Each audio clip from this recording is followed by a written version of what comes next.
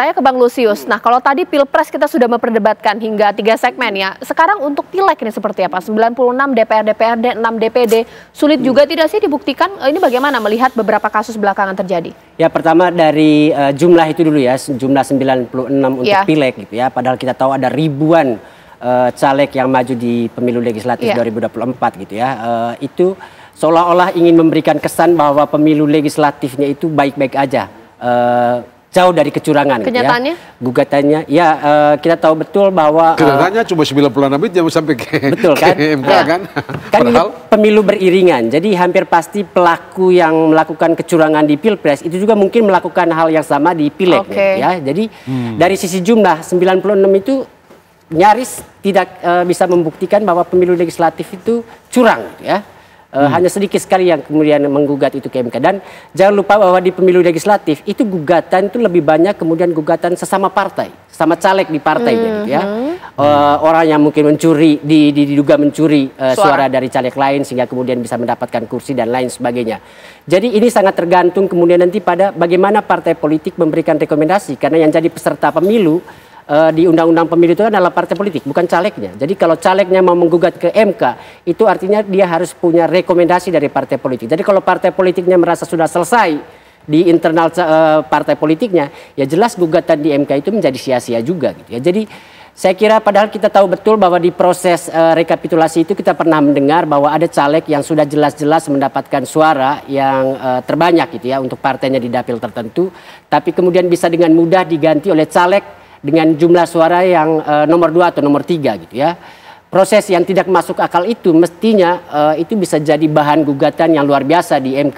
Tapi kan semuanya kemudian bisa diselesaikan di internal partai politik. Ketika nasib para caleg ini sangat tergantung pada partai politik, ya lalu memang urusan di MK itu menjadi urusan seberapa kemudian partai politik punya kepedulian dengan para caleg ini. Apakah para caleg ini diizinkan untuk kemudian dengan jujur menyampaikan apa yang terjadi atau tidak gitu ya. Jadi saya kira di pemilu legislatif sangat tergantung pada partai politik sih. Pak Maru boleh ditambahkan, tadi sempat ada yang terpotong, mohon maaf, tapi boleh juga diberikan tanggapan mengenai kalau Pilpres saja berat, kalau untuk Pileg seperti apa? Sulit juga kah mereka kemudian membuktikan bahwa ada kecurangan di sini?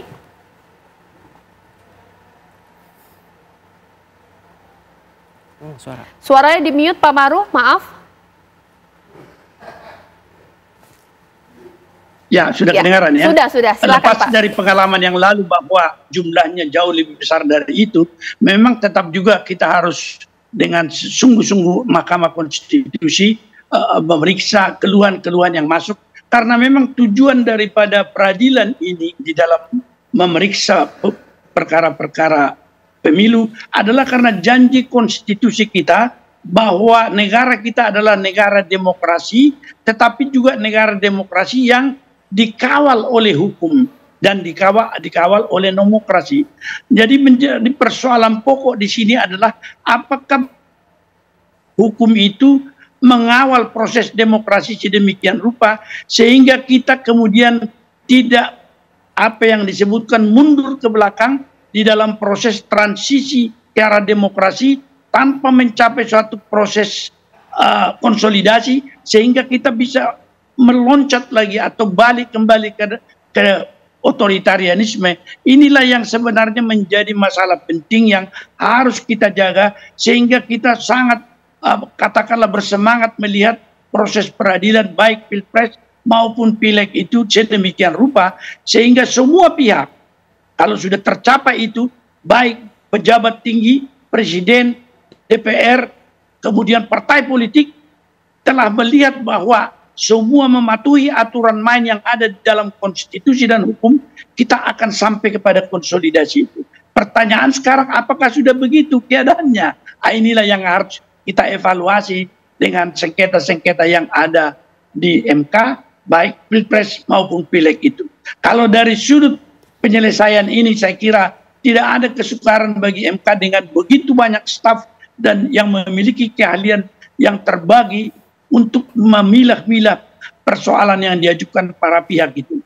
Jadi saya kira MK dengan tinggal hanya mempertimbangkan nanti data-data yang sudah tersaji dan mereka akan melalui musyawarah mengambil keputusan itu, tidak terlalu sukar menurut saya. Tetapi kalau yang sukar itu adalah pembuktian bagi para pemohon itu yang luar biasa untuk mendapat bukti-bukti yang boleh dikatakan mencapai taraf otentik di dalam mendukung dalil mereka. Saya kira ini yang bisa saya katakan. Pak Maru.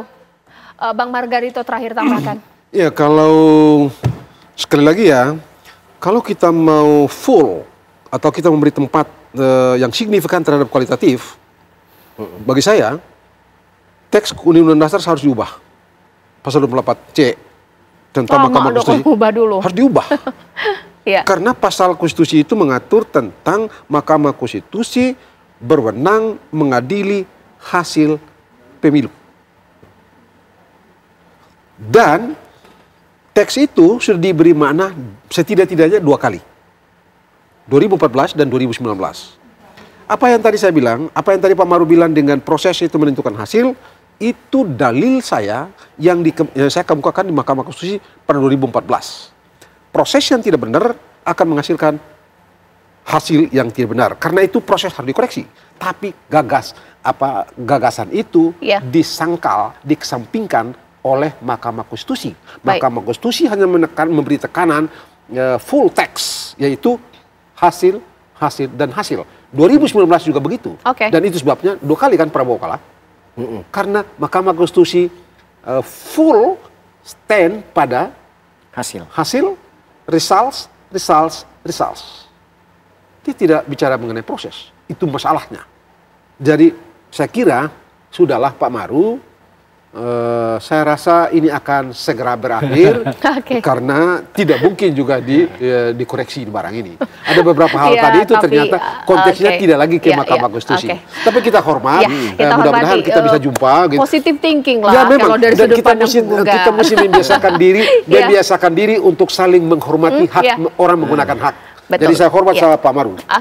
Bang Margarito terima kasih, Bang Lusius terima kasih, Pak Marwara terima kasih. Sampai jumpa Bang Ini Maru. Masih ada waktu pemirsa, nanti di mana bola panas ini ada di tangan MK, mau diapain bola panas ini dan seberapa kuat bukti-bukti yang akan diajukan oleh penggugat, apakah nanti benar, sulit untuk diterima ataukah kemudian diterima pemirsa, kita tunggu saja.